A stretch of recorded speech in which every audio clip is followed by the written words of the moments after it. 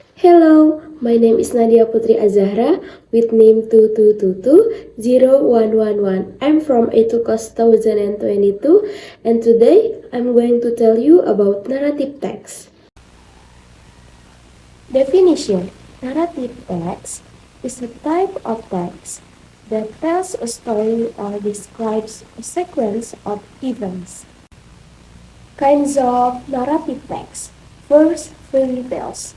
Second, legend. Third, adventure stories. Fourth, science fiction. And five, fables.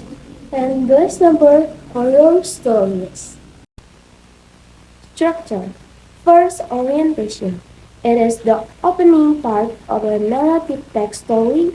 This section introduces the characters in the story characters, as well as the background of the text, which includes place, time, atmosphere, and social condition setting. And second, complications. This section contains problems that occur in a story. In more detail, complications are divided into three parts, namely 1. Rising action. Its problems start to emerge. And 2. Climax. Climax is the peak of the problem. And 3. Falling action is the tension of the problem begins to decrease and begins to find a resolution point. And third, resolution. Resolution is the completion or end of a narrative text story. A story can close with a happy ending, a sad ending, or a cliffhanger. Fourth, the orientation. The final part of the narrative text structure usually contains a conclusion, a moral message, moral value, or a change in characters at the end of the story. This orientation is optional because it doesn't always have to be present in a narrative text. For the example is first the legend of Mount Batur. Second, the story of a rainbow. And third, the lion and the mouse. I'm going to tell you the story about the legend of Mount Batur. A long time ago, there lived on the island of Bali a giant white critter named Keboiwo. The people of Bali used to say that Keboiwo was everything, a destroyer as well as a critter. He was satisfied with the meal, but this means for the Balinese people enough food for 1,000 men.